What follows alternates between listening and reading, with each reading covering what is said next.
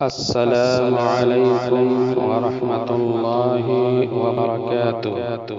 आप देख रहे हैं KOIDHA-RHN चैनल।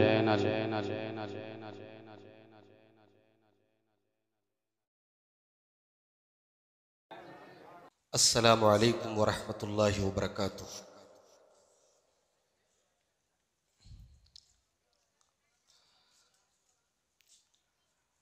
अल्हम्दुलिल्लाह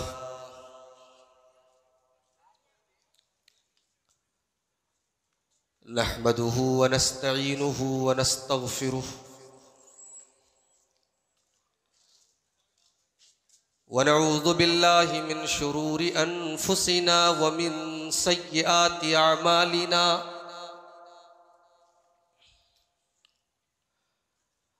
मन यहदिहिल्लाहु फला मुदिल्ल लह व मन युद्लिल फला हादिय लह।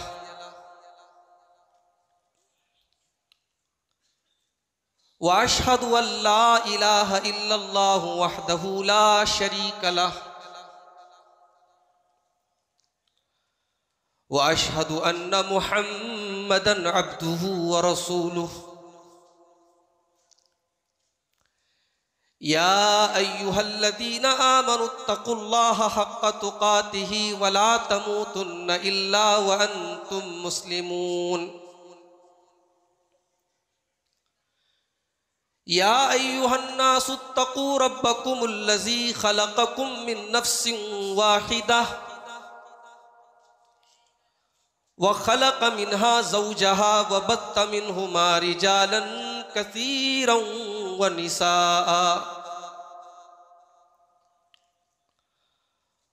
वत्तकुल्लाहल्लज़ी तसाअलून बिही वल अरहाम इन्नल्लाहा काना अलैकुम रक़ीबा।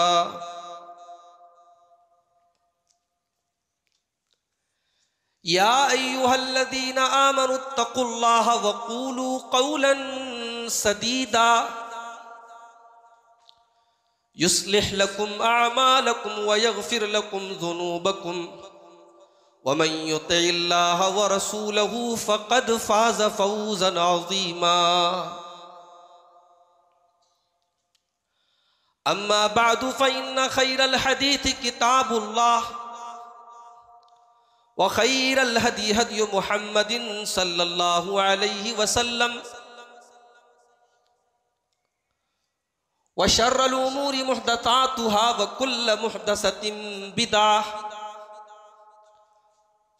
व कुल्ल बिदअतिन ज़लालह व कुल्ल ज़लालतिन फिन्नार। अऊज़ु बिल्लाहि मिनश शैतानिर रजीम। बिस्मिल्लाहिर रहमानिर रहीम। सुब्हानल्लज़ी अस्रा बिअब्दिही लैलन मिनल मस्जिदिल हराम इलल मस्जिदिल अक़सा इलल मस्जिदिल अक़सल्लज़ी बारकना हौलहु लिनुरियहु मिन आयातिना इन्नहु हुवस समीउल बसीर।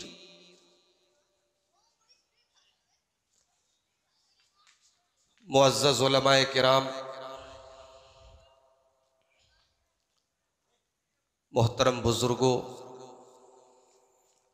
नौजवान भाइयों,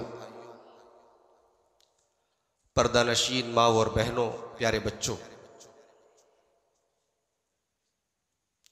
हर किस्म की तारीफ,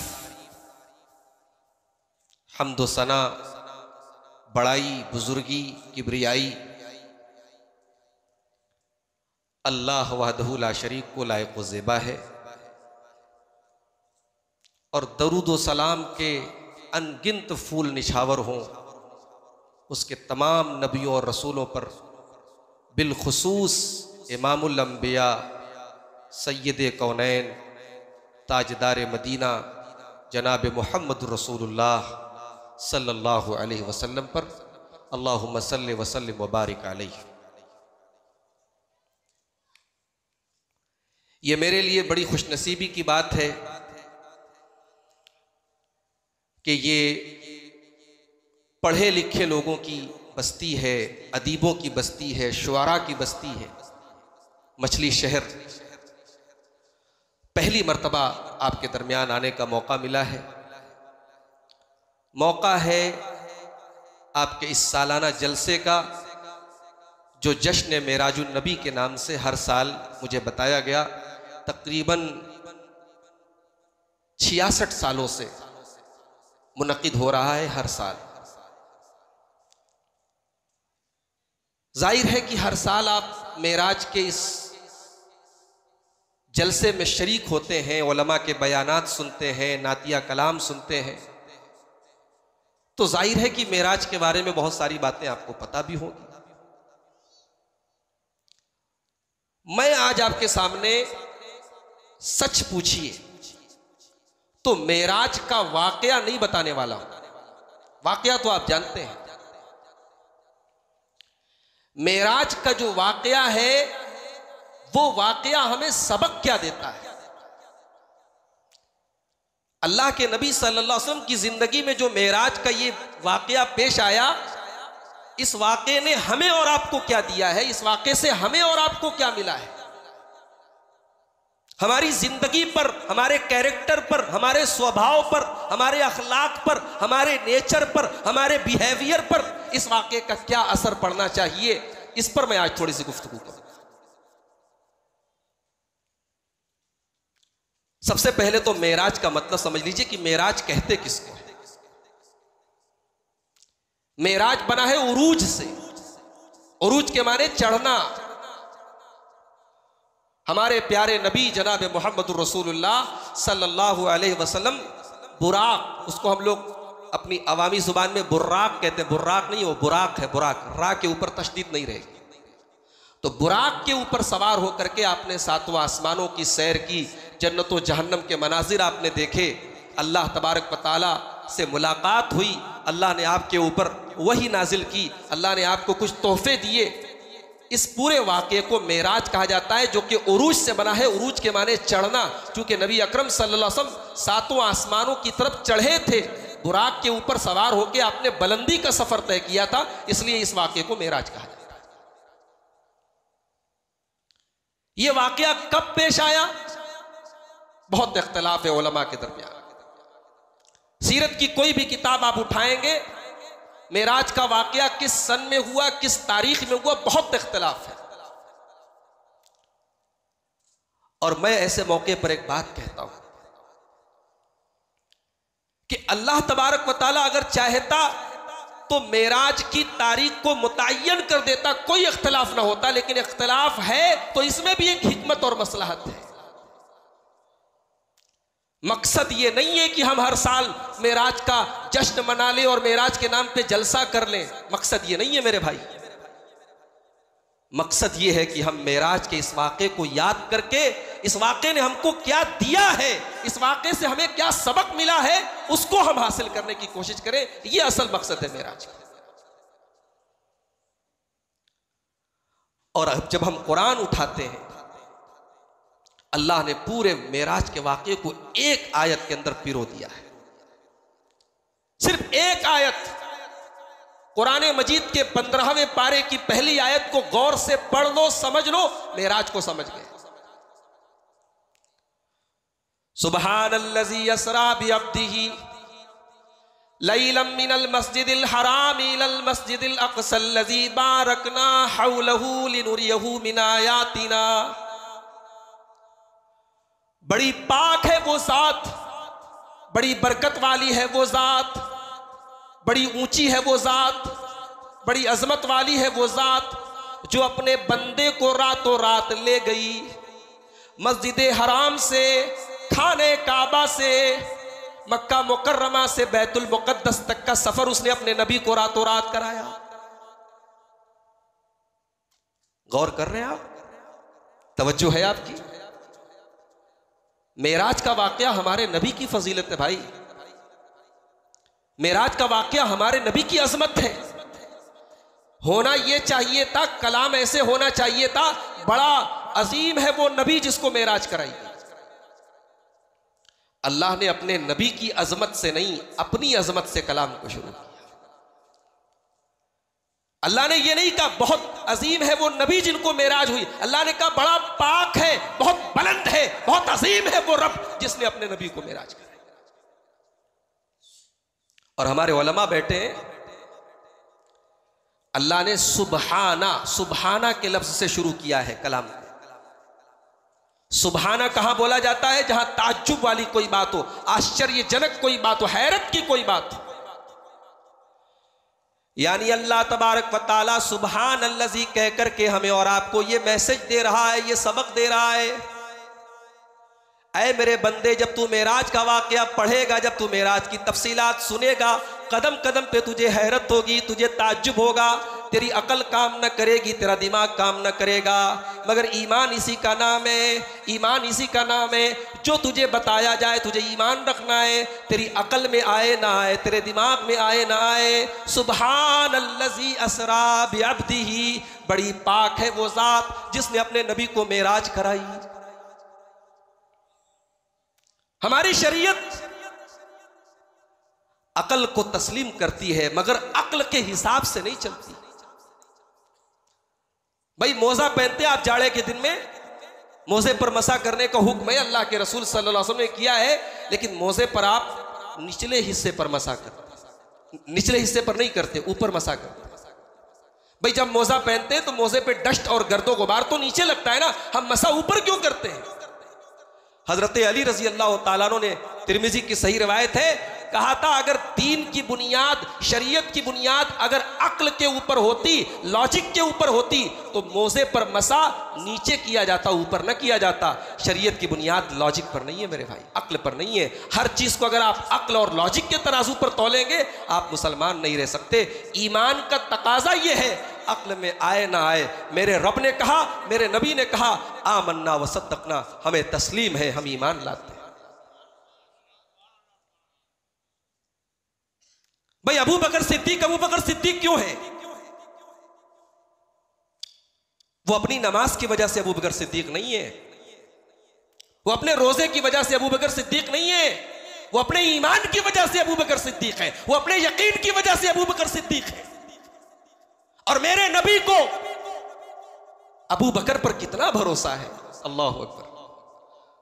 बुखारी की रिवायत है, अल्लाह के प्यारे नबी फजर की नमाज पढ़ा रहे हैं, सलाम फेरने के बाद अल्लाह के प्यारे नबी अपने साहबा से कहते हो, मेरे साहबा, मैं एक वाकया तुमको बयान करने जा रहा हूं।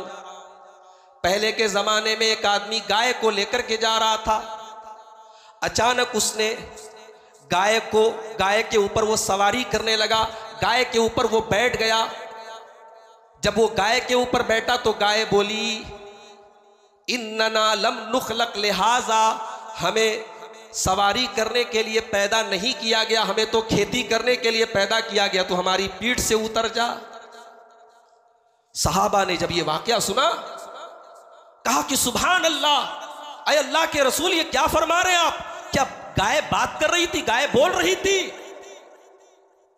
मेरे नबी ने कहा, हाँ गाय बोल रही थी, और मैं इस पर ईमान रखता हूं। मेरे नबी कह रहे हैं, मैं इस पर ईमान रखता हूं कि वो गाय बोल रही थी, और मेरा अबू बकर ईमान रखता है, मेरा उमर ईमान रखता है। सहाबा कहते हैं उस मजलिस में अबू बकर नहीं थे, उमर नहीं थे, मगर मेरे नबी को अबू बकर पर इतना यकीन था कि मेरी जुबान से बात निकलेगी, अबू बकर इनकार नहीं करेंगे। अबू बकर बनना ये सबके बस की बात नहीं है मेरे भाई। उमर फारूक भी कभी कभी कहा करते थे, नेकी के मामले में मैं बहुत आगे रहता हूं, मगर अबू बकर से आगे नहीं बढ़ सकता। तो मेरे भाइयों, मेराज के वाक़े की शुरुआत अल्लाह ने सुभान अल्लज़ी असरा से की। बड़ी पाक है वो ज़ात, अल्लाह ने सुभाना का लफ्ज़ ला करके बता दिया। मेराज का वाक़या सुनने जा रहे हो, अकल को किनारे रखो, दिमाग को किनारे रखो, दिल से मेराज का वाक़या सुनो। मेराज का ताल्लुक दिमाग से नहीं, दिल से है। और फिर आगे के जुमले पर गौर कीजिए, सुभान अल्लज़ी असरा बिअब्दिही, बड़ी पाक है वो ज़ात जो अपने बंदे को ले गई। अल्लाह ने ये नहीं कहा जो अपने नबी को ले गई, अल्लाह ने ये नहीं कहा जो अपने रसूल को ले गई, अल्लाह ने ये नहीं कहा जो अपने हबीब को ले गई, अल्लाह ने ये नहीं कहा जो अपने खलील को ले गई, अल्लाह ने कहा जो अपने बंदे को ले गई। अल्लाह ने बंदा क्यों कहा, इस पर गौर करो। अल्लाह ने यहां बंदा का लफ्ज इस्तेमाल करके ये हमें और आपको पैगाम दिया, ओ लोगो, मेरा नबी मेरा आज के इस अजीम वाक़े के बावजूद, मेरा नबी इस अजीम कमाल के बावजूद और मकाम व मर्तबा की बुलंदी के बावजूद, मेरा नबी मेरा बंदा है। वो मेरी बंदगी के सिफत से मुत्तसिफ है, वो मेरे बंदे हैं। मेरे नबी को मेरी बंदगी से निकालने की कोशिश न करना, उन्हें अल्लाह के मकाम तक पहुंचाने की कोशिश न करना। सुबहानल्लज़ी असरा बिअब्दिही, बड़ी पाक है वो ज़ात जो अपने बंदे को ले गई। अल्लाह ने बंदा कह करके नबी की शान को और बढ़ा दिया। बंदा बनना कोई आसान काम नहीं है मेरे भाई। ये बंदे के लिए अब्द का लफ्ज इस्तेमाल होता है, और अब्द बना है इबादत से। मेरे नबी अल्लाह के बंदे हैं, और ऐसे बंदे हैं, ऐसे बंदे हैं। बुखारी की रिवायत है, अल्लाह के नबी तहज्जुद की नमाज पढ़ रहे हैं, तहज्जुद की नमाज पढ़ रहे हैं, और इतना लंबा क़याम करते अल्लाह के प्यारे नबी, आपके पैरों में वरम पड़ जाते हैं, आपके पैर सूज जाते हैं। अम्मा आयशा कहती हैं, अय अल्लाह के नबी, आपको इतनी मेहनत करने की क्या ज़रूरत है? आप तो अल्लाह के आखिरी नबी हैं, आप तो अल्लाह के आखिरी रसूल हैं, आपको इतनी मेहनत करने की क्या ज़रूरत है? मेरे नबी कहते हैं, अफला अकूनु अब्दन शकूरा। ओ आयशा, अल्लाह ने मुझे इतना ऊंचा मकाम दिया, मुझे इतना ऊंचा मर्तबा दिया, क्या मैं अपने रब का शुक्रगुजार बंदा न बनूं? क्या मैं अपने रब का शुक्रिया अदा न करूं? मेरे नबी रात रात भर अपने रब की बारगाह में खड़े रहते थे, रात रात भर अल्लाह की बारगाह में आंसू बहाया करते थे। इसीलिए अल्लाह ने जब नबी को मेराज कराई, तो मेराज के वाक़े पर भी अल्लाह ने सुबहानल्लज़ी असरा बिअब्दिही कहा। बड़ी पाक है वो ज़ात जो अपने बंदे को ले गई। मेराज का वाक़या कैसे हुआ? बहुत सारी रिवायतें हैं, मैं खुलासा आपके सामने पेश कर देता हूं। अल्लाह के प्यारे नबी अपनी चचाजाद बहन हजरत उम्मे हानी के घर में लेटे हुए थे। ये अबू तालिब की बेटी थी, उम्मे हानी बिनत अबी तालिब। नबी अकरम की चचाजाद बहन थी। अल्लाह के नबी अक्सर उनके मकान में जाते तो वहीं आराम करते। अल्लाह के प्यारे नबी कहते हैं, मैं सोया हुआ था, लेकिन पूरी तरह से नहीं सोया था, सोने और जागने के बीच में था। इतने में मकान की छत फटी और फरिश्ता आया, और वहां से मुझे उठा करके खाने काबा के पास लेके आया। उसके बाद फरिश्ते ने फस्तखरज कल्बी, मेरा सीना चाक किया। बुखारी की एक रिवायत में अल्फाज है कि हलक से लेकर के नाफ के बीच का हिस्सा चाक किया। फस्तखरज कल्बी, फरिश्ते ने मेरा दिल निकाला। यह दुनिया की पहली ओपन हार्ट सर्जरी है जो अल्लाह तबारक व तआला के फरिश्ते जिब्राइल अमीन कर रहे हैं जनाब मोहम्मद रसूलुल्लाह सल्लल्लाहु अलैहि वसल्लम। फरिश्ते ने सीना चाक किया, दिल को निकाला। एक सोने के तख्त के ऊपर मोहम्मदुर रसूलुल्लाह सल्लल्लाहु अलैहि वसल्लम के दिल को रखा गया। सोने का तख्त क्यों लाया गया?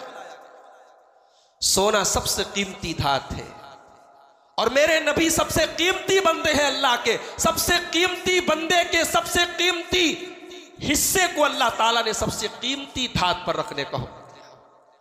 सोने के तख्त पर नबी का दिल रखा गया, और जिब्राइल अमीन ने उसको जमजम से धुला, और फिर उसके बाद उस दिल को उसकी जगह प्लांट कर दिया, ट्रांसप्लांट कर दिया। नबी सल्लल्लाहु अलैहि वसल्लम को कोई तकलीफ नहीं हुई। यह दुनिया की पहली ओपन हार्ट सर्जरी थी। उसके बाद अल्लाह के नबी कहते हैं, फिर एक सवारी लाई गई जिसका नाम बुराक था। वो देखने में गधे से थोड़ी नीची थी, थोड़ी ऊंची थी, और खच्चर से थोड़ी नीची थी। इतनी तेज रफ्तार वो सवारी थी। अल्लाह के नबी फरमाते हैं, यज़ौ कदमहु इंदा अक्सा तरफिही, जहां तक इंसान की निगाह जाती है मुंतहाए नजर तक, जहां तक इंसान की निगाह जाती है वहां तक बुराक का एक कदम पड़ता था, इतनी तेज रफ्तार वो सवारी थी। नबी अकरम को सवार किया गया। तिरमिजी के अल्फाज है, जब अल्लाह के नबी को बुराक के ऊपर सवार किया गया, जिब्रील ने कहा, बुराक, क्या तुझे मालूम है आज तेरी पीठ पर कौन सी हस्ती सवार हुई है? ऐ बुराक, अल्लाह के तमाम बंदों में, अल्लाह की तमाम मखलूकात में सबसे अजीम, सबसे करीम, सबसे अजीम मखलूक आज तेरी पीठ पर सवार हुई है। आज अल्लाह का प्यारा नबी तेरी पीठ पर सवार हुआ है। बुराक, जो अल्लाह की तरफ से एक बड़ी बेहतरीन सवारी बना करके भेजी गई थी। तिरमिजी के अल्फाज है, जब नबी का नाम उस बुराक ने सुना, बुराक के पसीने छूट गए। अल्लाह के नबी बुराक पर सवार हुए। फिर वहां से बुराक के ऊपर सवार होकर के आप हजारों किलोमीटर दूर मुल्क के शाम में बैतुल मुकद्दस पहुंचे। दुनिया में 3 मस्जिदें ऐसी हैं जहां सवाब की नीयत से आप सफर कर सकते हैं। एक अल्लाह का घर खाने काबा है, एक नबी की मस्जिद मस्जिद नबवी है, और एक तीसरी मस्जिद है बैतुल मुकद्दस या मस्जिद अक्सा। इसके अलावा किसी चौथी मस्जिद का सफर सवाब की नीयत से, नमाज पढ़ने के लिए आप किसी भी मस्जिद में जा सकते हैं, लेकिन घर से सवाब की नीयत से कहीं का सफर करना, बुखारी शरीफ की रिवायत है, प्यारे नबी ने फरमाया 3 मस्जिदें ऐसी है जहां का सफर आप सवाब की नीयत से कर सकते हैं। बैतुल मुकद्दस में पहुंचे आप, बैतुल मुकद्दस में दाखिल हुए, नबियों की लाइन लगी है। मूसा खड़े हैं, ईसा खड़े हैं, इब्राहिम खड़े हैं, नूह अलैहिस्सलाम खड़े हैं, सारे पैगंबर खड़े हैं। इमाम का इंतजार है। मुहम्मदुर रसूलुल्लाह दाखिल हुए। मुसल्ले इमामत के ऊपर अल्लाह के प्यारे नबी खड़े हो गए। नबी अकरम ने सारे नबियों की इमामत करवाई।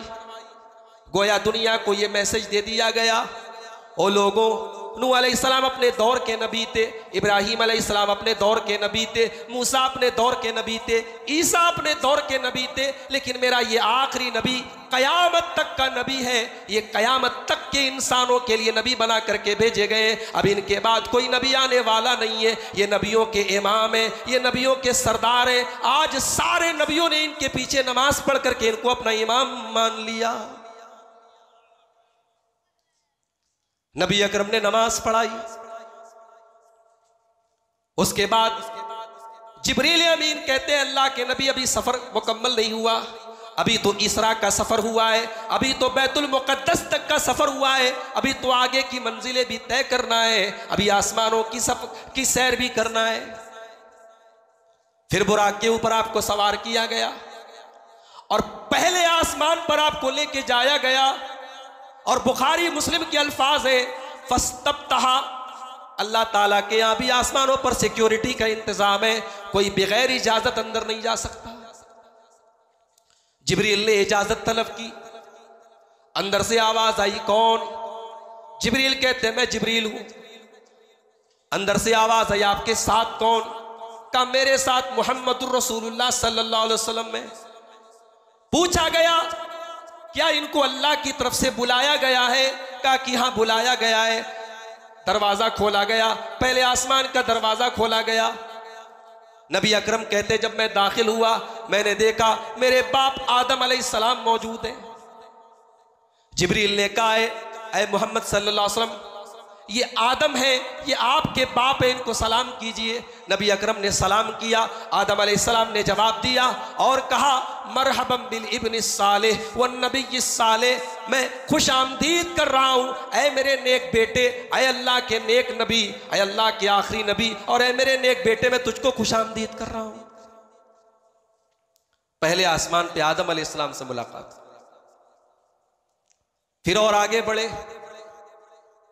जब आगे बढ़े फिर पलट के देखा, आदम अलैहिस्सलाम को देखा, दाहिनी तरफ नजर कर रहे तो खुश हो रहे हैं, मुस्कुरा रहे हैं, बाएं तरफ नजर कर रहे हैं तो रोने लगते हैं। पूछा जिब्रील, ये क्या माजरा है? ये मेरे बाप आदम रो क्यों रहे हैं? एक तरफ देखते हैं तो हंसते हैं, दूसरी तरफ देखते हैं तो रोते हैं। कहा अल्लाह के नबी, आदम अलैहिस्सलाम जब दाहिनी तरफ देखते हैं, उनकी औलादों में कुछ जन्नतियों की रूहें उनके सामने पेश की जाती हैं। वो खुश हो जाते हैं कि मेरी औलाद जन्नत में जाएगी, मेरी ये जन्नती औलादें। और जब बाएं तरफ वो अपनी नज़रों को फेरते हैं, क्या देखते हैं कि उनकी औलादों में जहन्नमी औलादें उनके सामने लाई जा रही हैं। आदम अलैहिस्सलाम की आंखों से आंसू बह जाते हैं कि मेरी औलाद जहन्नम में भी जाएगी। ओ लोगों, तुम्हें भी अपनी औलाद की बड़ी फिक्र होती है। औलाद का कैरियर बन जाए, औलाद का फ्यूचर बन जाए, औलाद पढ़ ले लिख ले काबिल बन जाए, औलाद का बिजनेस चलने लगे, औलाद पैसे कमा ले, लड़की है तो शादी कर ले, लड़का है तो मकान बना ले। ओ लोगों, कभी तुम्हारी आंखों में वो आंसू भी आए जो मेरे बाप आदम की आंखों में अपनी जहन्नमी औलादों के लिए आए हैं? मेरे भाइयों, कभी अपनी आंखों में वो आंसू भी पैदा करो, कभी अपने दिल में वो दर्द भी पैदा करो कि अगर आपका बेटा जहन्नम की तरफ जा रहा है तो आपके सीने में एक दर्द पैदा हो, एक दर्द पैदा हो, नहीं मुझे अपने बेटे को जहन्नम में नहीं जन्नत की तरफ लेके जाना है, मुझे अपने बेटे को जहन्नम से बचाना है। और आगे बढ़े, दूसरे आसमान पर पहुंचे, वहां भी इजाजत तलब की गई, इजाजत मिल गई, दरवाजा खोला गया। अल्लाह के प्यारे नबी कहते, जब मैं अंदर दाखिल हुआ मैंने देखा कि यहया अलैहिस्सलाम और ईसा अलैहिस्सलाम है, और ये दोनों खालाजाद भाई हैं, ये दोनों दूसरे आसमान पर मौजूद हैं। मैंने सलाम किया, दोनों ने सलाम का जवाब दिया और प्यारे नबी को वेलकम का, खुशामदीद का, मेरे नबी का स्वागत किया और कहा मरहबम बिलाखिस साले व नबी साले, ऐ हमारे नेक भाई, ऐ हमारे नेक भाई, हम आपका इस्तकबाल करते हैं। तीसरे आसमान पर पहुंचे, हजरत यूसुफ अलैहिस्सलाम से मुलाकात हुई। चौथे आसमान पर पहुंचे, हजरत इदरीस अलैहिस्सलाम से मुलाकात हुई। पांचवें आसमान पर पहुंचे, हजरत हारून अलैहिस्सलाम से मुलाकात हुई। छठे आसमान पर पहुंचे, हजरत मूसा अलैहिस्सलाम से मुलाकात हुई। सातवें आसमान पर पहुंचे, हजरत इब्राहीम अलैहिस्सलाम से मुलाकात हुई। जब मूसा अलैहिस्सलाम के पास से गुजरे तो बुखारी के अल्फाज है, मूसा अलैहिस्सलाम रोने लगे। पूछा गया, ऐ मूसा क्या बात है, क्यों रो रहे हो, क्यों तुम्हारी आंखों में आंसू है? कहा कि ये नबी मेरे बाद दुनिया में नबी बना करके भेजे गए हैं, लेकिन इनकी उम्मत के लोग मेरी उम्मत से ज्यादा जन्नत में जाएंगे, इनकी उम्मत के लोग मेरी उम्मत से ज्यादा जन्नती होंगे। क्या मतलब? क्या नऊजुबिल्ला मूसा अलैहिस्सलाम हमसे और आपसे हसद कर रहे हैं? नहीं नहीं मेरे भाइयों, हाशा वकल्ला, ऐसी बात नहीं है। मूसा अलैहिस्सलाम अपनी उम्मत की मोहब्बत में रो रहे हैं। उनको ये मलाल है, काश कि मेरी उम्मत के लोग गलत काम न करते और उम्मत मुहम्मदिया की तरह वो भी जन्नती होते। जिस तरीके से आखिरी नबी की उम्मत में बड़ी तादाद में लोग जन्नत में जाएंगे, मेरी उम्मत के लोग भी जन्नत में जाते। इसलिए मूसा अलैहिस्सलाम की आंखों से आंसू आ जाते, वो रोने लगते। सातवें आसमान पर पहुंचे, इब्राहीम खलीलुल्लाह से मुलाकात हुई। और इब्राहीम खलीलुल्लाह जिस तरीके से दुनिया में खाने काबा है, उसी तरीके से सातवें आसमान पर बैतुल मामूर है। दुनिया के काबे का तवाफ इंसान करते हैं और आसमान के काबे का तवाफ फरिश्ते करते हैं। और अल्लाह के प्यारे नबी कहते हैं कि वो जो बैतुल मामूर है, वो जो सातवें आसमान पर अल्लाह का घर है, उस घर में रोज़ाना 70,000 फरिश्ते दाखिल होते हैं और उसका तवाफ़ करते हैं। और फिर जब दोबारा दूसरे फरिश्तों का नंबर आता है तो फिर पहले लोगों का नंबर नहीं आता। रोज़ाना 70,000 फरिश्ते उस घर का बैतुल मामूर का तवाफ़ करते हैं। और इब्राहीम अलैहिस्सलातु वस्सलाम उसी बैतुल मामूर को टेक लगा करके बैठे थे। वो भी मेरे नबी के सलाम का जवाब देते हैं और कहते हैं खुशामदीद ऐ नेक नबी, ऐ नेक बेटे। उसके बाद अल्लाह के रसूल कहते, मैं और आगे बढ़ा, एक अजीबो गरीब बेरी का दरख्त मैंने देखा जिसका नाम सिदरतुल मुंतहा है। सिदरा के माने बेरी का दरख्त और मुंतहा के माने जहां सारी चीजें एंड हो जाएं, जहां सारी चीजें खत्म हो जाएं, जिसके आगे कोई रास्ता ना हो, उस जगह का नाम सिदरतुल मुंतहा है। उसके आगे कोई फरिश्ता नहीं जा सकता। नबी अकरम कहते हैं कि सिदरतुल मुंतहा को जब मैंने देखा, वो इतना खूबसूरत मंजर था कि अल्लाह के नबी कहते हैं उस मंजर को कोई बयान ही नहीं कर सकता है। वो बेरी का दरख्त उसका नाम था बेरी का दरख्त, लेकिन उसकी खूबसूरती को अल्लाह के रसूल फरमाते कि लफ्जों में बयान नहीं किया जा सकता। सिदरतुल मुंतहा पर जब पहुंचे, जिब्रील अमीन ने कहा यहां मेरा लास्ट स्टॉपेज, अब इसके आगे मैं नहीं जा सकता।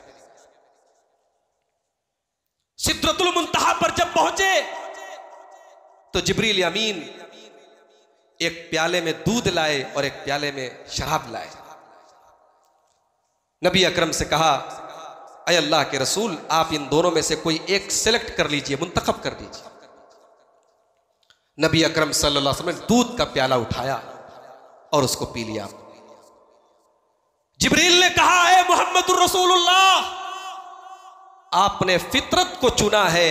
आपको अल्लाह ने जो दीन दिया है, जो शरीयत दी है, वो फितरत वाली शरीयत है। आपके दीन में कोई ऐसी तालीम नहीं है, कोई ऐसा काम नहीं है, आपके धर्म के अंदर कोई ऐसी शिक्षा नहीं है जो फितरत के खिलाफ हो। फितरत के तमाम तकाज़ों की सही रहनुमाई अगर दुनिया के किसी मजहब में है तो मजहब इस्लाम में है और शरीयत मुहम्मदिया में है।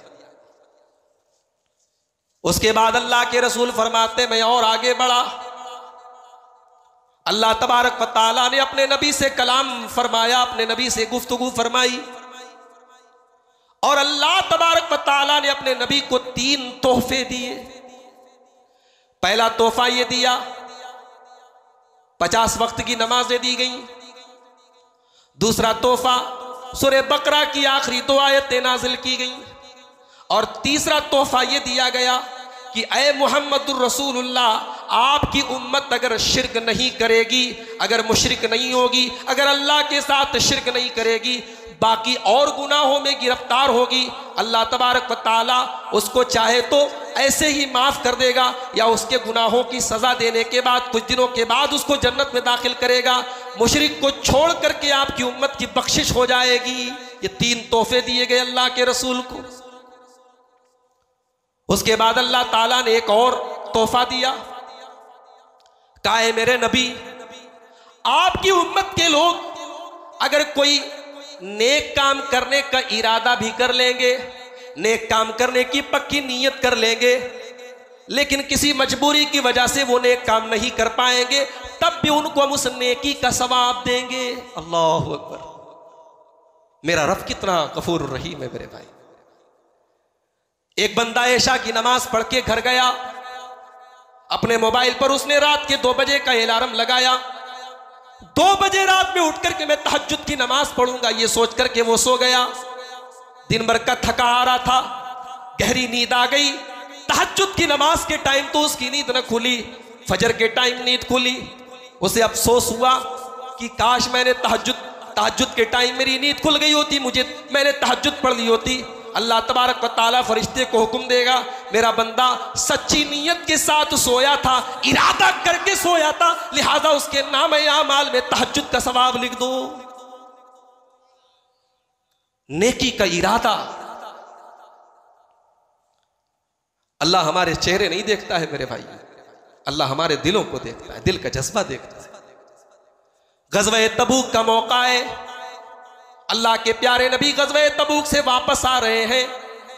अपने सहाबा के मजमे के दरमियान अल्लाह के रसूल कहते, ऐ मेरे सहाबा, मेरे कुछ साथी ऐसे जो मदीना के अंदर हैं, लेकिन तुम जहां जहां जा रहे हो वो तुम्हारे साथ साथ जा रहे हैं, तुम जहां जहां उतर रहे हो वो तुम्हारे साथ उतर रहे हैं। जितना सवाब तुमको मिल रहा है उतना सवाब उनको मिल रहा है। सहाबा ने कहा, अल्लाह के रसूल ये कैसी बात कर रहे हैं आप, वो मदीना में है और हम आपके साथ सफर कर रहे हैं और आप कह रहे हैं कि सवाब उनको भी मिलेगा। नबी अकरम ने फरमाया, हाँ सवाब उनको भी मिलेगा। क्यों? क्योंकि वो बेचारे मजबूरी की वजह से मदीना में, वो बीमार है, वो बूढ़े हैं, वो सफर करने की ताकत नहीं रखते, लेकिन उनके दिल में ये नीयत है, ये इरादा है, वो अपने नबी के साथ जाना चाहते थे, मजबूरी की वजह से, उज़्र की वजह से वो नहीं आ पाए, इसलिए जितना सवाब तुमको मिल रहा है उनको भी मिलेगा। अल्लाह दिल के इरादे पर भी सवाब दे देता है मेरे भाई।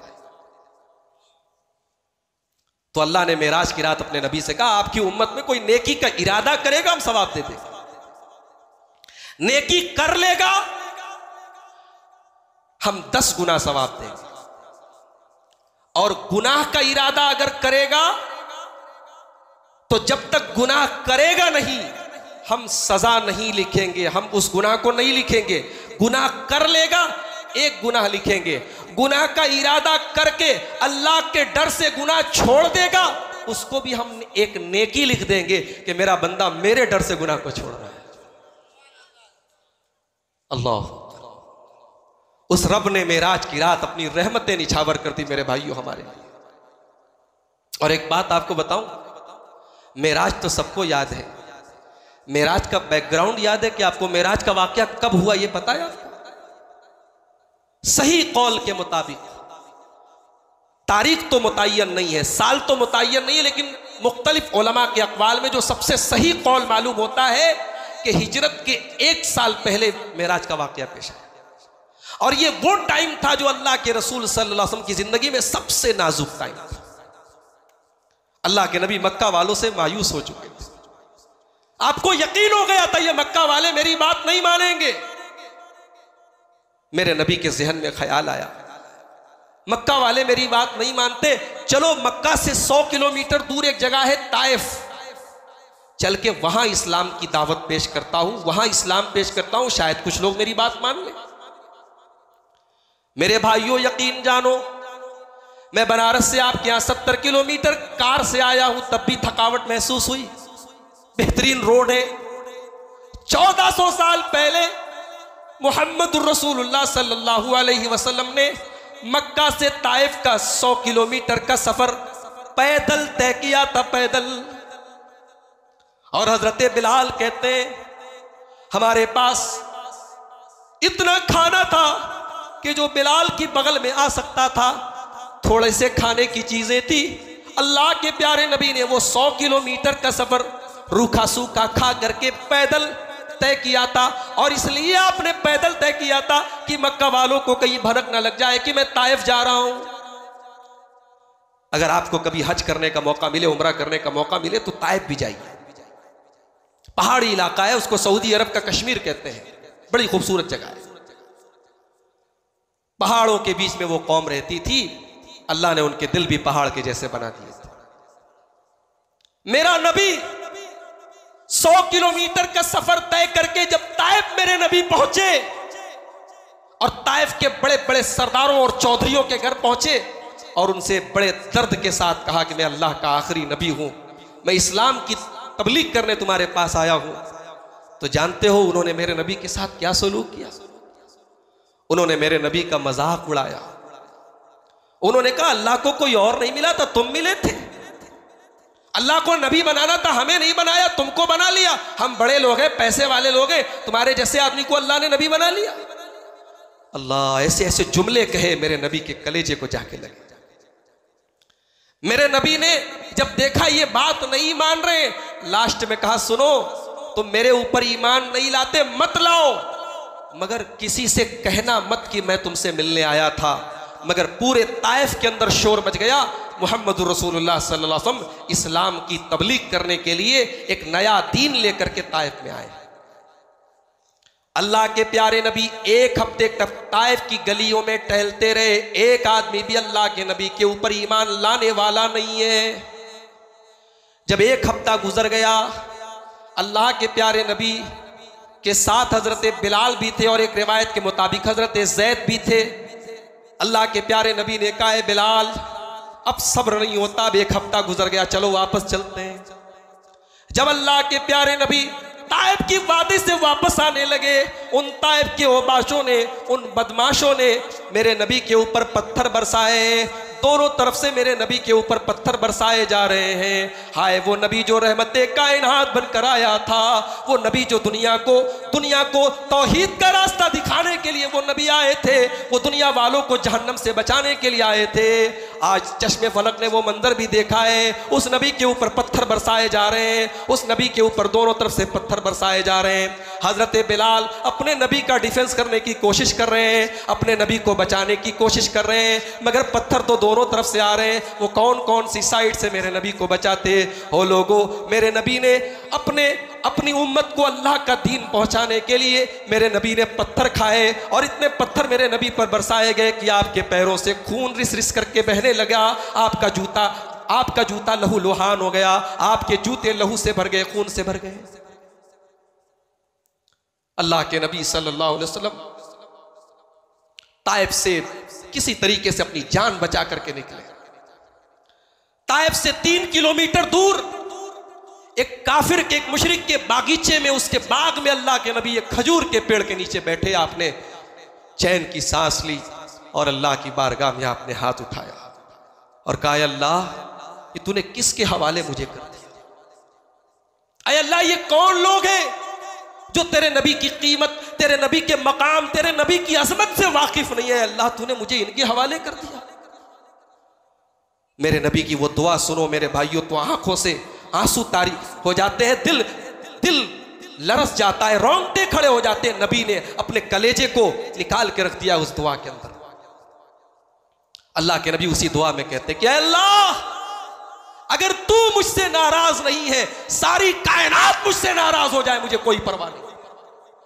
अय अल्लाह, अगर तू राजी है, मोहम्मद रसूलुल्लाह को कोई और परवाह नहीं, कोई और परवाह नहीं। अल्लाह ने जिब्रील को भेजा। जिब्रील आए, अय अल्लाह के रसूल, बहुत जुल्म किया है आपके साथ ताइफ के लोगों ने। ये पहाड़ों का फरिश्ता आया है, इजाजत मांग रहा है, आप हुक्म दे दीजिए, ताइफ वालों का काम खत्म कर दिया जाए, दोनों पहाड़ों में रख के पीस दिया जाए, खत्म कर दिया जाए। सलाम उस पर जो दुनिया के लिए रहमत ही रहमत था। सलाम उस पर कि जिसने गालियां सुनकर दुआएं दी। मेरे नबी ने ताइफ वालों के लिए बददुआ नहीं की, ताइफ वालों को हलाक करने के फरिश्ते को इजाजत नहीं दी। मेरे नबी तो रहमत कायनात थे मेरे भाई, मेरे नबी तो सारी दुनिया के लिए रहमत थे। मेरे नबी ने कहा, नहीं, अगर ये ईमान नहीं लाते न लाए, शायद इनकी आने वाली नस्लें ईमान लाए। मुझे ये गवारा नहीं कि इनको हलाक, इन्होंने पत्थर बरसाए मेरे ऊपर, इन्होंने मुझे लहू लुहान किया, लेकिन मुझे ये गवारा नहीं कि ये हलाक हो जाए। अगर ये ईमान नहीं लाते, इनकी आने वाली नस्लें ईमान लाए। ताइफ से अल्लाह के रसूल निराश होकर के, उदास होकर के मक्का आए। और इस वाक़े के कुछ ही दिनों के बाद अल्लाह के रसूल के साथ एक और ट्रेजेडी हो गई। आपकी वफादार बीवी और आपकी जानिसार बीवी और हर कदम पर आपका साथ देने वाली बीवी हजरत खदीजा रजी अल्लाह ताला अन्हा भी दुनिया से इंतकाल फरमा गई। वो बीवी जब अल्लाह के नबी बाहर के सदमे से और तकलीफ से निढाल होकर के घर आया करते थे, खदीजा मेरे नबी को तसल्ली दिया करती थी, खदीजा मेरे नबी को सुकून दिया करती थी, खदीजा मेरे नबी का साथ दिया करती थी। और इसीलिए अल्लाह के नबी सारी ज़िंदगी खदीजा को याद किया करते थे। एक मरतबा हज़रत आयशा ने फरमाया, अय अल्लाह के नबी, आप खदीजा को इतना क्यों याद करते हैं? कहा, आयशा, खदीजा मेरी वो बीवी है जब सारी दुनिया ने मेरा साथ छोड़ दिया था, उस अकेली औरत ने मेरा साथ दिया था। खदीजा मेरी बड़ी वफादार बीवी थी, मैं खदीजा के एहसानात को कभी नहीं भूल सकता। भाई, नेक बीवी मिल जाए, शौहर की तकलीफ ना रहे, शौहर का दुख ना रहे, और बेकार और खराब और बेदीन बीवी मिल जाए तो अच्छी खासी खुशियों को भी नजर लग जाए। इसीलिए अल्लाह के रसूल से पूछा गया, सबसे बेहतरीन औरत कौन है? अल्लाह के प्यारे नबी ने फरमाया, अल्लती तसुर्रहु इज़ा नज़र, शौहर जब घर में दाखिल हो, बीवी की शक्ल देखे तो शौहर खुश हो जाए। बीवी वो है जो शौहर का चेहरा देखते ही समझ जाए शौहर टेंशन में है, उसकी टेंशन को दूर करने की कोशिश करे। मेरे भाइयों, मेरी माओ बहनों, बीवी वो नहीं है जो शौहर की टेंशन को और बढ़ा दे, जो शौहर के दुखों को और बढ़ा दे। नबी अकरम सल्लल्लाहु अलैहि वसल्लम को अल्लाह ताला ने हजरत खदीजा की शक्ल में ऐसी बीवी दी थी जो मेरे नबी का हर मौके पर साथ देती। खदीजा का इंतकाल हो गया, एक घर के अंदर का सपोर्ट था नबी का खत्म हो गया। और हजरत खदीजा के इंतकाल के कुछ ही दिनों के बाद एक तीसरा वाकया अल्लाह के नबी के साथ हो गया। आपके चचा अबू तालिब, जो हर मोड़ पर अल्लाह के नबी का साथ दिया करते थे और 12 साल की उम्र से लेकर के 50 साल की उम्र तक जिन्होंने नबी का सपोर्ट किया था, नबी का साथ दिया था और मक्का के काफिरों के सामने हमेशा डट करके खड़े रहते थे, नबी का साथ दिया करते थे, आपके वो चचा अबू तालिब भी दुनिया से चले गए, उनका भी इंतकाल हो गया। अब गोया कि अल्लाह के रसूल सल्लल्लाहु अलैहि वसल्लम बहुत ही ज्यादा टेंशन में और दुख में और तकलीफ में है, और आपको यह एहसास हो रहा है अब घर के बाहर भी मेरा सपोर्ट नहीं है, घर के अंदर भी मेरा सपोर्ट नहीं है। अल्लाह तबारक व तआला ने उन हालात में अपने नबी को मेराज कराया है मेरे भाई। गोया अल्लाह ताला ने मेराज के सफर में, मेराज की सैर में अल्लाह के नबी को सातवां आसमानों की सैर करा के और अपने पास बुला करके अल्लाह ने अपने नबी को यह पैगाम दिया है, ऐ मेरे नबी, आप मेरे आखिरी नबी हैं, आप मेरे आखिरी रसूल हैं। ये दुनिया वाले आपको अगर नहीं मानते, ये दुनिया वाले अगर आपकी कदर नहीं करते, आपका मकाम नहीं जानते, ऐ मेरे नबी, आपके मकाम पर कोई फ़र्क आने वाला नहीं, कोई कमी आने वाली नहीं है।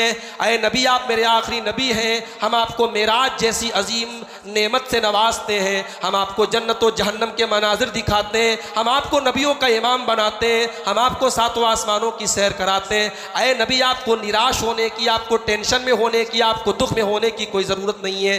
गोया मेराज का वाक़या नबी अकरम सल्लल्लाहु ताला अलैहि वसल्लम के दिल को तसल्ली दे रहा है। मेराज का यह वाक़या मेरे नबी के दिल को मजबूत कर रहा है, मेरे नबी के कलेजे को मजबूत कर रहा है। 50 वक्त की नमाजें फर्ज हो गई। अब जब अल्लाह के नबी वापस आने लगे, छठे आसमान पर हजरत मूसा अलैहिस्सलाम से मुलाकात हुई। मूसा अलैहिस्सलाम ने पूछा, ऐ मोहम्मद सल्लल्लाहु अलैहि वसल्लम, अल्लाह तबारक व तआला ने आपके ऊपर क्या हुक्म दिया है, कौन सा हुक्म आपके ऊपर फर्ज किया है, क्या तोहफा दिया है आपको? कहा कि 50 टाइम की नमाज फर्ज है मेरे ऊपर। अब मूसा अलैहिस्सलाम का जवाब सुनो। मूसा अलैहिस्सलाम ने बनी इसराइल जैसी कौम को देखा था, बनी इसराइल जो अपने ज़माने की बड़ी शरारती कौम थी। मूसा अलैहिस्सलाम ने कहा, मोहम्मद सल्लल्लाहु अलैहि वसल्लम, आपकी उम्मत 50 टाइम की नमाज नहीं पढ़ पाएगी, आप अपने रब के पास जाइए और इसमें कमी करवाइए, इसमें हल्का करवाइए, आपकी उम्मत 50 टाइम की नमाज नहीं पढ़ पाएगी। मैंने बनी इसराइल का तजर्बा किया है, मैंने बहुत आजमाया है, मेरा तजर्बा ये कहता है कि आपकी उम्मत 50 टाइम की नमाजें नहीं पढ़ पाएगी। नबी अकरम सल्लल्लाहु अलैहि वसल्लम ने कहा, ठीक है, मैं अपने रब से गुजारिश करता हूं कि इसमें कुछ कमी हो जाए, कुछ हल्का कर दिया जाए। नबी अकरम वापस गए और 50 में से 10 मेरे नबी की गुजारिश पर 10 कम कर दी। फिर हजरत मूसा से मुलाकात हुई, उन्होंने कहा 40 नहीं पढ़ पाएगी आपकी उम्मत, 10 और कम हो गई। उन्होंने कहा 30 भी नहीं पढ़ पाएगी, 10 और कम हो गई, 20, फिर 10, फिर 10 से 5 हो गई। अब फिर मूसा अलैहिस्सलाम के पास अल्लाह के रसूल आए। मूसा अलैहिस्सलाम ने कहा, ऐ अल्लाह के नबी मोहम्मद सल्लल्लाहु अलैहि वसल्लम, आपकी उम्मत 5 टाइम की नमाजें भी नहीं पढ़ पाएगी, मैंने बनी इसराइल को आजमाया है, तजर्बा किया है, आप जाइए और इसमें कमी करवाइए। मेरे नबी ने कहा, नहीं नहीं, मैंने बार बार अपने रब से गुजारिश की और बार बार मैंने कमी करवाई, अब इससे ज़्यादा मैं कमी नहीं करवा सकता, मुझे हया आ रही है, मुझे शर्म आ रही है। नबी की ज़ुबान से ये जुमला निकला, उधर अल्लाह की तरफ से आवाज़ आई, अमज़ईतु फरीज़ती व खफ़फ़्तु अन इबादी। ओ लोगो, ओ मेरे बंदो, मैंने 5 वक्त की नमाज तुमको दी है, लेकिन सवाब पूरा 50 का दूंगा। मैंने अपना हुक्म भी दे दिया और तुम्हारे ऊपर से बोझ भी हल्का कर दिया, पढ़ोगे 5, सवाब 50 का मिलेगा। मगर भाइयों, मूसा अलैहिस्सलाम बड़े तजर्बेकार नबी थे, बात तो उनकी सही निकली ना। 5 टाइम भी हम नहीं पढ़ पा रहे। फजर की नमाज में हमारे ये बेचारे बूढ़े हजरात, बुजुर्ग हजरात अगर ये मस्जिदों को आबाद न करें तो ताले लग जाएं। लॉकडाउन में हमने देखा मस्जिदें बंद हैं, हय्या अला सलाह की आवाज आ रही है, लेकिन हम मस्जिद में नमाज नहीं पढ़ पा रहे हैं। हमने तरावी की नमाज घर में पढ़ी, हमने ईदैन की नमाज घर में पढ़ी, हमने अल्लाह से दुआ की, अल्लाह ये दिन देखे नहीं जा रहे हैं, अल्लाह तेरे घर के दरवाजे हम पर बंद कर दिए गए, अय अल्लाह तू मस्जिदों के दरवाजे खोल दे। आज लॉकडाउन खत्म हो गया, मस्जिदों के दरवाजे खुल गए, लेकिन मेरे भाइयों हमारे दिल इतने सख्त हो गए, आज भी मस्जिदों में नमाजियों की तादाद कम है, आज भी हमें अपने कामों से फुर्सत नहीं है, हमें अपने दुनियावी कामों में हम इतने मसरूफ हैं, हमें नमाज की फुर्सत नहीं है। मेरे भाइयों, ये नमाज वो इबादत है जो ज़मीन पर नहीं आसमान पर फ़र्ज हुई है। रोज़ा ज़मीन पर फ़र्ज हुआ है, ज़कात ज़मीन पर फ़र्ज हुई है, हज ज़मीन पर फ़र्ज हुआ है, लेकिन नमाज एक लौती इबादत है जो आसमान पर फ़र्ज हुई है। रोज़ा, ज़कात और हज ये सारी इबादतें जिब्रील लेकर के आए हैं, लेकिन नमाज डायरेक्ट अल्लाह ने अपने नबी को दी है। इसका मतलब ये हुआ कि नमाज एक ऐसी इबादत है जो बंदे को डायरेक्ट अपने रब से मिला देती है। नमाज वो इबादत है जो बंदे को अपने रब से मिला देती है। बंदा जब अपने रब के आगे सजदा करता है, अल्लाह के नबी कहते हैं बंदा अपने रब से सबसे ज़्यादा करीब सजदे में होता है। जब बंदा सजदे में रो रो के अल्लाह से दुआएं करता है, अल्लाह अपने बंदे की दुआओं को लौटाता नहीं है, रद्द नहीं करता है।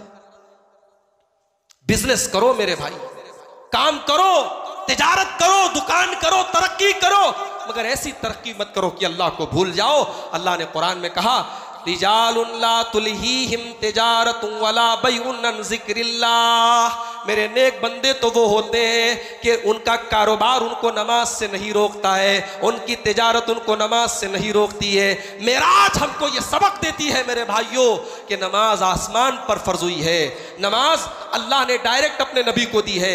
लिहाजा अगर अल्लाह के साथ अपना ताल्लुक मजबूत करना है तो नमाज की पाबंदी करो। हम नबी से मोहब्बत का दावा करते हैं, हम नबी की शान में नातिया कलाम पढ़ते हैं, हम नबी की मोहब्बत में नारे लगाते हैं, मगर अल्लाह की कसम अगर हम नमाज की पाबंदी नहीं करते, हमारे ये दावे गलत हैं, हमारे ये दावे हमारे मुंह पर मार दिए जाएंगे। अल्लाह के प्यारे हबीब ने अपने आखिरी वक्त में कहा था अस्सलाता अस्सलाता वमा मलकत ईमानुकुम। ऐ मेरी उम्मत के लोगों, नमाज की पाबंदी करते रहना, नमाज की पाबंदी करते रहना। मेरे हबीब मेरे नबी ने फरमाया था जो इलत कुर्रतु ऐनी फिस्सलाह, नमाज मेरी आंखों की ठंडक है। अगर हम नमाज की पाबंदी नहीं करते और उसके बावजूद हम दावा करते हैं हम रसूल से मोहब्बत करते हैं, तो हमें अपने दावे पर गौर करने की जरूरत है मेरे भाई। मेराज का वाकया हमें और आपको एक सबक और देता है। अल्लाह के नबी सल्लल्लाहु अलैहि वसल्लम ने जहन्नम के बहुत सारे अजाब भी देखे मेराज की रात में। आपने देखा कुछ लोगों की जुबानें कैंचियों से, आग की कैंचियों से काटी जा रही हैं। नबी अकरम ने पूछा है जिब्रील ये कौन लोग हैं?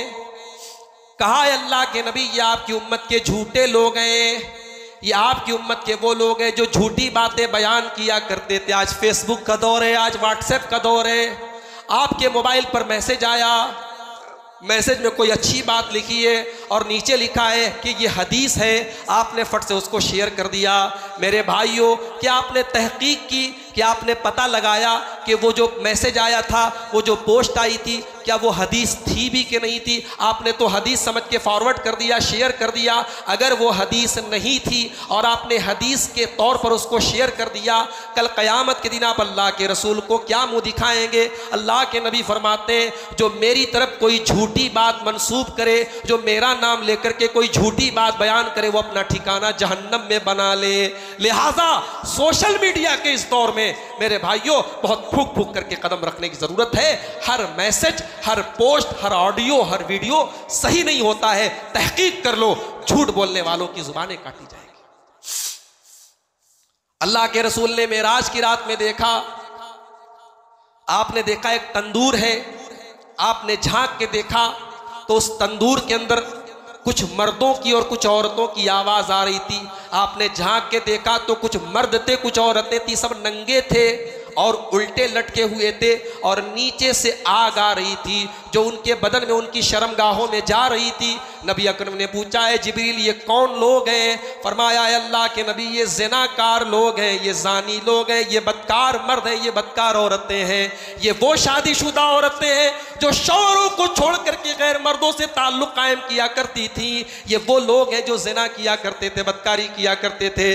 मेरे भाइयों, अभी लेटेस्ट वाक़या है गुजरात के अहमदाबाद के अंदर, हमारी एक मुस्लिम बहन ने खुदकुशी कर ली, सुसाइड कर ली और सुसाइड करने के पहले उसने वीडियो बनाया और वीडियो में उसने बताया ससुराल वालों के जुल्म सितम से और जहेज की डिमांड से और शौहर की बदसलूकी से उसने आजिज आ करके अपने आप को मौत के हवाले किया। ठीक है, बात चल रही है, तहकीकात चल रही है, वो अपनी जगह, मगर हमें और आपको ये बात माननी पड़ेगी कि आज हमने जहेज की वजह से और आज हमने दुनिया भर के रस्म और रिवाज की वजह से अपने समाज में निकाह को और शादी को इतना मुश्किल कर दिया है। आज ज़िना करना आसान है, बदकारी करना आसान है, निकाह करना मुश्किल है। मेरे भाइयों, नबी अकरम ने मेराज की रात अपनी उम्मत को ये सबक भी दिया है, ज़िना से बचो, निकाह को आसान करो, जहेज का लेन देन बंद करो, ये रस्म और रिवाज बंद करो।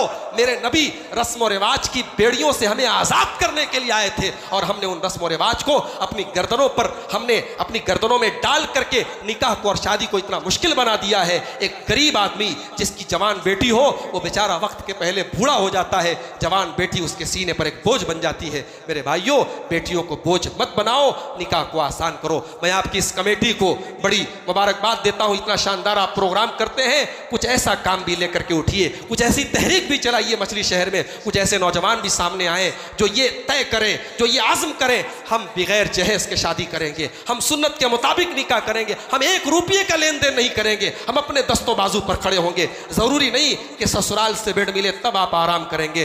भाई, अपने जोरे बाजू पर एक मामूली चारपाई पर आप लेटिए, अल्लाह उसका 10 गुना इंशाअल्लाह आपको बदला देगा। तो ये रस्म और रिवाज से अपने आप को आज़ाद कीजिए। अल्लाह के रसूल सल्लल्लाहु अलैहि वसल्लम ने जहन्नम के मनाजिर में ये मंजर भी देखा कि ज़िनाकार मर्दों की शर्मगाहों में जहन्नम की आग डाली जा रही है। 1-2 बातें और सुना के बाद खत्म करता हूँ, बात तवील हो रही है, आपका प्रोग्राम लंबा चलेगा और मुझे भी लंबा सफर करना है। मेराज की उस रात में अल्लाह के नबी सल्लल्लाहु अलैहि वसल्लम ने एक मंजर ये भी देखा, एक खून की नदी है, एक नदी है, एक नहर है, उसमें खून की नदी है और एक आदमी उस नदी में तैर रहा है। और जब वो किनारे पहुंचता है, एक दूसरा आदमी खड़ा है जो बड़े बड़े पत्थर उसके मुंह में डालता है और वो पत्थर उसके मुंह में भरते चले जाते हैं और उसके बाद फिर वो दोबारा उसी खून की नदी में जाकर के तैरने लगता है। अल्लाह के रसूल ने पूछा, ये जो अज़ियत दी जा रही है, ये जो खून की इस गंदी नदी में ये आदमी तैर रहा है और ये बड़े बड़े पत्थर उसके मुंह में भरे जा रहे हैं, ये कौन आदमी है? जिब्रील अमीन ने कहा, अल्लाह के नबी, ये आपकी उम्मत के सूदखोर लोग हैं, ब्याज खोर लोग हैं, हराम खोर लोग हैं, जो अपने पेट में सूद और ब्याज की रकम भरा करते थे। आज मेरे प्यारे भाइयों, आज उम्मत की एक बड़ी तादाद सूद और ब्याज के कामों में लिप्त है। अल्लाह के वास्ते अपने बच्चों को, अपनी नस्लों को खराब मत करो मेरे भाई। हमारी दुआएं कबूल नहीं होगी, हमारी नमाजें कबूल नहीं होगी अगर हमने हराम कमाई से अपने आप को नहीं बचाया, अपने बच्चों को हराम कमाई से नहीं बचाया। हमारे बच्चों की रगों में अगर हराम की कमाई दौड़ेगी, कल उनकी नमाजें, उनके रोजे बर्बाद हो जाएंगे। हम चंद टकों के लिए और दुनिया के चंद दिनों के फायदे के लिए अपने बच्चों की और अपनी नस्लों की जिंदगी बर्बाद न करें मेरे साथियों। हलाल कमाई खाओ। नबी अकरम सल्लल्लाहु अलैहि वसल्लम ने कहा था, सही बुखारी की रिवायत है, आपने फरमाया कि लयातियन्ना अलन्नासी ज़मानुन, एक ऐसा दौर भी मेरी उम्मत के ऊपर आएगा, ला युबालिल मरउ मिन ऐना अख़ज़ल माल, इंसान परवाह नहीं करेगा माल कहां से कमा रहा है। ये सामने वीडियो बन रहा है, मैं तकरीर कर रहा हूं, वीडियो बन रहा है। आज से 1 साल बाद, 5 साल बाद भी आप ये वीडियो जब इंटरनेट पर आप देखेंगे तो आप, मैं जैसे जैसे हाथ हिला रहा हूं ऐसे ऐसे आपको वीडियो में नजर आ जाएगा। नबी अकरम जब मेराज से वापस आए तो सुबह होते ही आपने मक्का के काफिरों को बुलाया और कहा कि कल रात मेरे साथ ऐसा ऐसा मामला हुआ और मुझे जिब्रील लेकर के गए बुराक पर सवार करके और बैतुल मुक़द्दस गया और फिर मैंने 7वां आसमानों की सैर की और मैं वापस चला आया और ये सारा काम रात में हो गया। मक्का वाले मजाक उड़ाने लगे, अरे मोहम्मद कैसी बातें कर रहे हो, हमें पागल समझा है क्या? 1 महीना जाने में लगता है, 1 महीना आने में लगता है, तुम रात में ही गए और रात में ही वापस चले आए, जाओ किसी और को उल्लू बनाओ, हमें ना बनाओ। अच्छा एक बात सोचो, मेरे नबी कितने हिम्मती थे, मेरे नबी की शुजाअत का अंदाजा लगाओ।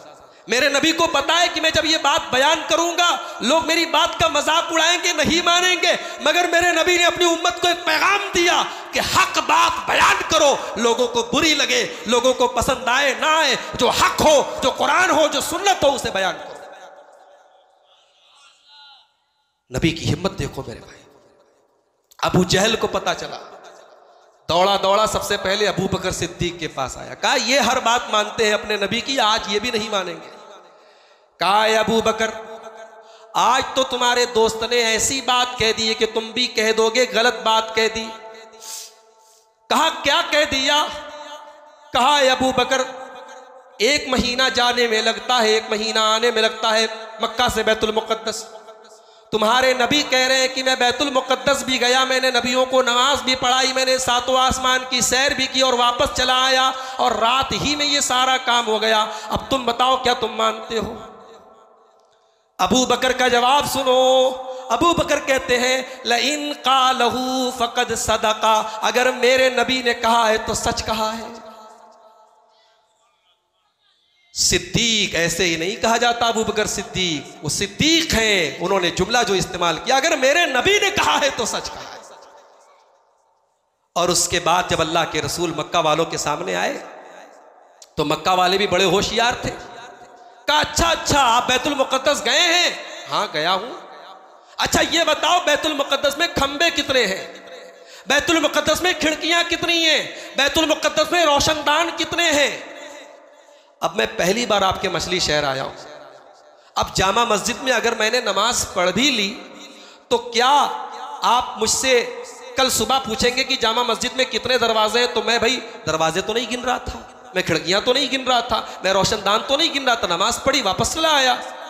अब उन्होंने अल्लाह के रसूल सल्लल्लाहु अलैहि वसल्लम के सामने ऐसे सवाल किए कि अगर आप जवाब देंगे तब तो आप सच्चे माने जाएंगे, जवाब नहीं देंगे तो आप झूठे माने जाएंगे। मुस्लिम के अल्फाज हैं, अल्लाह के रसूल कहते हैं जब मक्का वालों ने इस किस्म के सवाल मुझसे किए, फ़कुरिब तो मालम उकरब मिसलहू, मुझे इतनी तकलीफ हुई उतनी तकलीफ मुझे कभी नहीं हुई। लेकिन अल्लाह ने अपने नबी के सामने पूरा वीडियो ला करके रख दिया बैतुल मुक़द्दस का। सही मुस्लिम के अल्फाज हैं, अल्लाह के प्यारे नबी कहते हैं कि अल्लाह तबारक व तआला ने बैतुल मुक़द्दस का सारा नक्शा मेरे सामने ला करके रख दिया। वो जिस एंगल से सवाल करते थे उस एंगल को अल्लाह ताला मेरे सामने पेश कर देता था। वो खंबे पूछते थे, बैतुल मुक़द्दस के सारे खंबे मेरे सामने आ जाते थे। वो खिड़कियां पूछते थे, सारी खिड़कियां मेरे सामने आ जाती थी। वो रोशनदान पूछते थे, सारे रोशनदान मेरे सामने आ जाते थे। वो पूछते चले जाते थे, मैं बताता चला जाता था। मेरे प्यारे भाइयों, अल्लाह तबारक व तआला ने अपने नबी की सच्चाई को साबित करने के लिए बैतुल मुक़द्दस का सारा वीडियो ला करके सामने रख दिया। तो मेराज का वाक़या नबी अकरम की सदाकत और आपकी रिसालत की एक बहुत बड़ी दलील है। मैं इन्हीं चंद बातों पर अपनी बात को ख़त्म करते हुए यही गुजारिश करूँगा, मेराजुन नबी के इस जलसे में यही सोच लेकर के मेरे भाइयों यहाँ से जाओ कि हमारे नबी ने इस इस्लाम को हम तक पहुँचाने के लिए बड़ी तकलीफ़ें सही है। मेरे नबी की अमानत है ये इस्लाम। इस इस्लाम को सिर्फ मस्जिद में नहीं, सिर्फ नमाज में नहीं, इस इस्लाम को अपनी ज़िंदगी में उतारो। हमारी बोलचाल भी इस्लामी हो, हमारा कैरेक्टर भी इस्लामी हो, हमारा लेन देन भी इस्लामी हो। हम एक अच्छे शौहर बने, एक अच्छे बेटे बने, एक अच्छे बाप बने, एक अच्छे पड़ोसी बने, एक अच्छे इंसान बने, एक अच्छे मुसलमान बने।